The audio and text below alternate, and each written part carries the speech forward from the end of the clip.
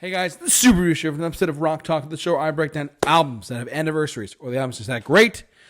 Definitely check out this artist and album no matter what. And I did a video about several years back now about why you should listen to Chicago.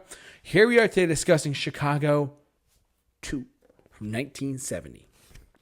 Following the massive creative outlook and incredible structure of Chicago Transit Authority in 1969, this album came out shortly afterwards. On their debut album, they were originally called Chicago Transit Authority.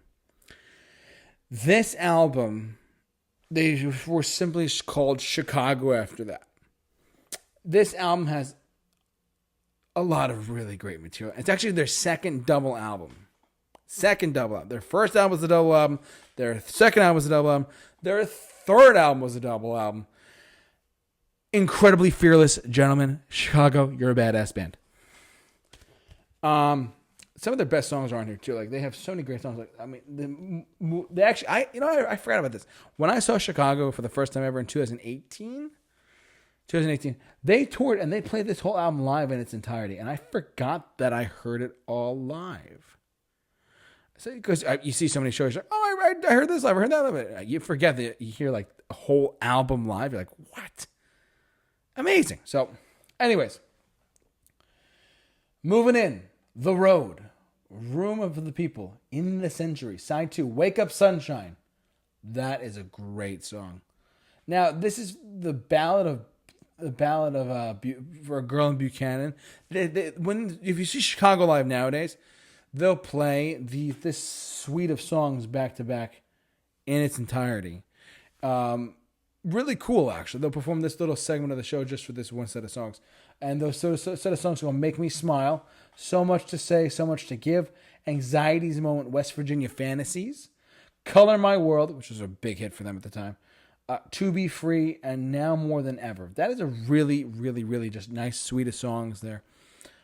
Made specifically for listening on vinyl. That's why I say all the time, please listen to the album from start to finish. It's a great, great, great song, great album, etc.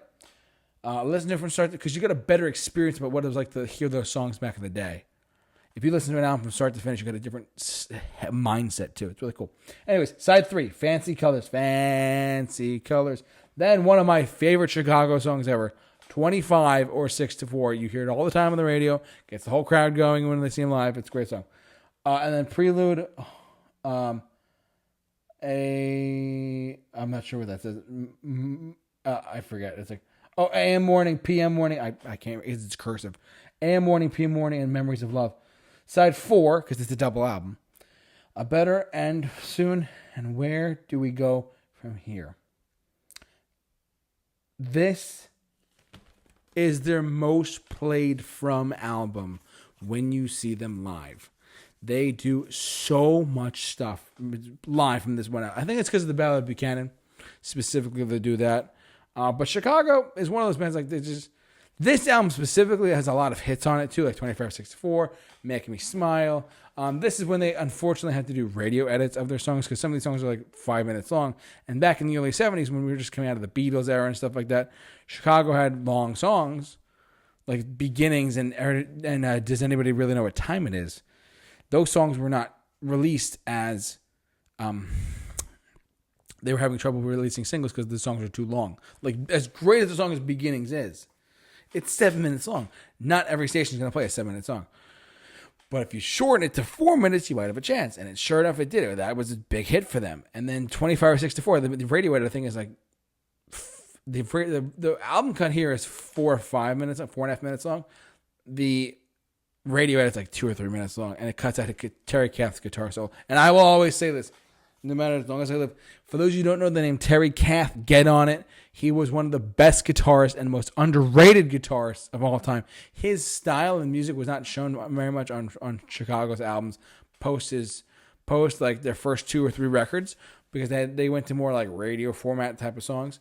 But this Terry Kath is one of the greatest, most underappreciated guitarists of all time.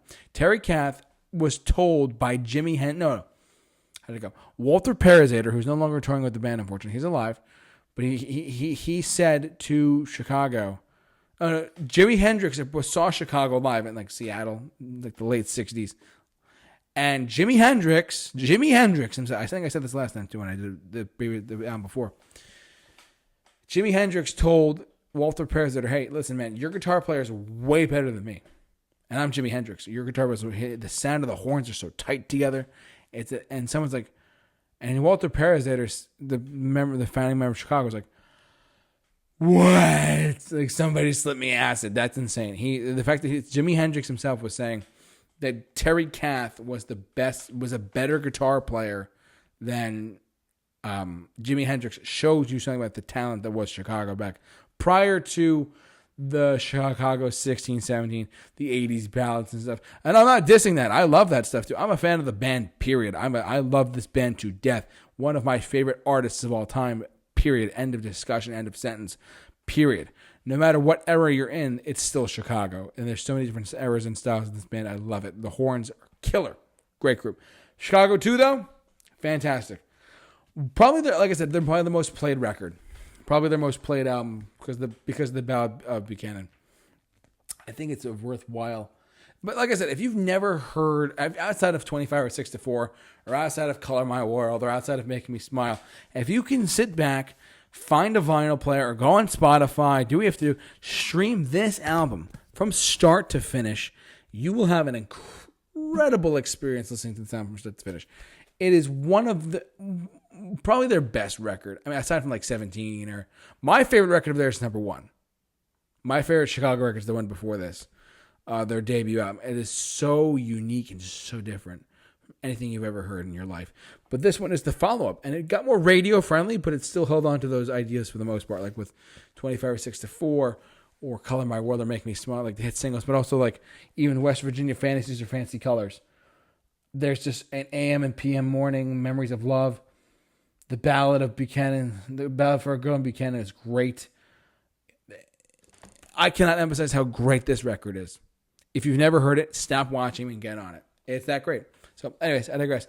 That's going to do for this episode of Rock Talk. Thanks so much for watching the video. Like, comment, subscribe, hit the bell for notifications. Don't forget to follow us on our social media pages as well. Simply at The Super Review Show on Instagram and Facebook. Simply at The Super Review Show. But for all of your episode of Rock Talk, keep locked on The Super Review Show. The J-Man is up to rock. And 25 or 6 to 4.